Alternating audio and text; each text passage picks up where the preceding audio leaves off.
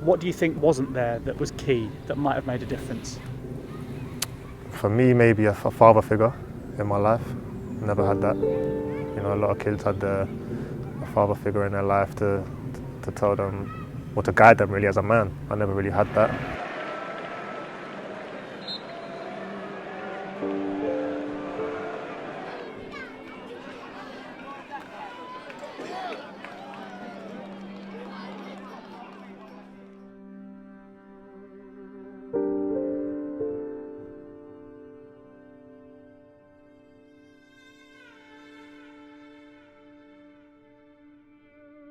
Obviously, not born with a silver spoon in my mouth, as you would say. Obviously, my mum struggled as a single mum, and knowing that I could make a difference to our lives. And maybe in the back of my mind, that was what I was scared of, failing myself, my family.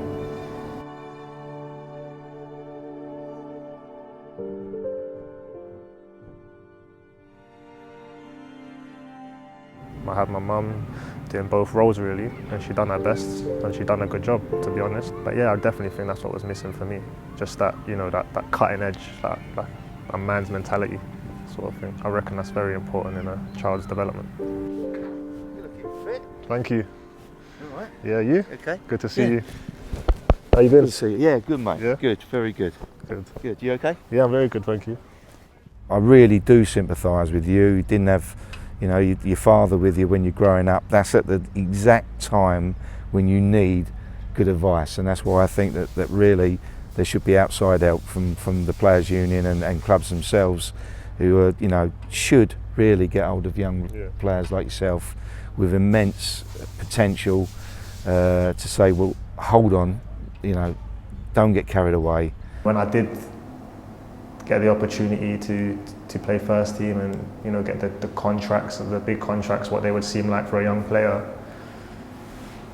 Although at the time I always said I'll never let it get to my head, and at the time I didn't think it was getting to my head, but when looking back on it, I can actually see it did get to my head, and it shows in all the bad choices I made.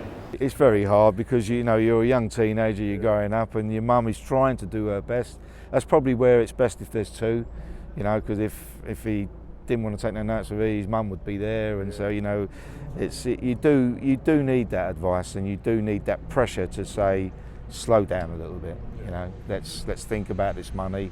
You don't want to waste it, and let's think about what we're going to do with it. How are you? Yeah, what do you feel? What documentary? It's about where I've been and where I am now, sort of thing, and trying to help young players not make mistakes I made, and love that. sort of see how far I can get back up again. Go on, my son.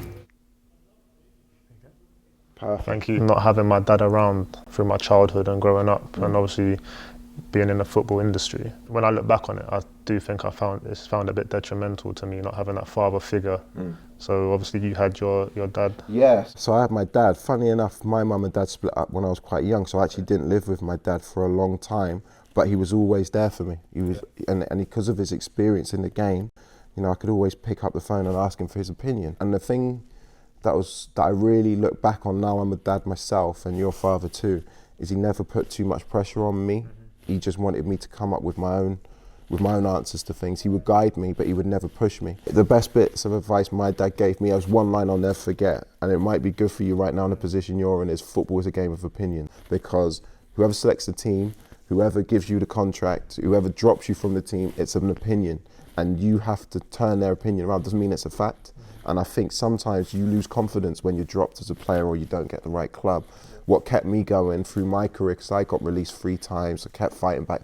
It's just an opinion. I can change an opinion, it's not a fact. So when someone tells you you're a bad player, you're not good enough for a level, it's not a fact, it's an opinion. So that was the best advice my dad ever gave me, and I think it's good for you right now because of the situation you're in. You're fighting to get back to where you are, but it's just an opinion, and you've got the ability now to change people's opinions of you again. Appreciate that. I'll take that into my thoughts and change people's opinions. No, thank you, man. It's been a pleasure to see you again. Been too long. Yeah. Yeah, what are you saying? You right? Yeah, we're doing it, right? Yeah, man. What was your support system like? Mum and dad are supportive, go to every game, been to every game since I was 16, 17. My mum used to drive me to training from straight from school when I was a schoolboy.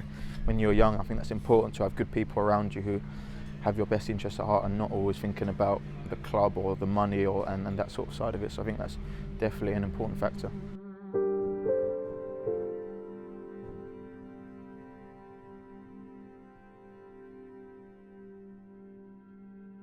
I remember ringing her and saying, I want to come see you, and she said, no, not today, I don't feel well.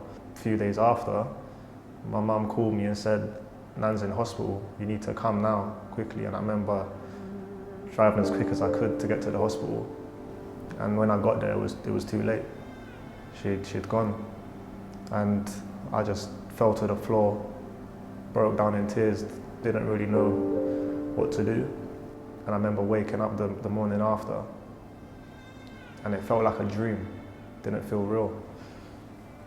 And then obviously we had the funeral, bawling my eyes out. But then after that, it was like the shutters came down. And I felt like I had to be strong for my mum and my brother. And I just feel like I didn't mourn her long enough or mourn her properly.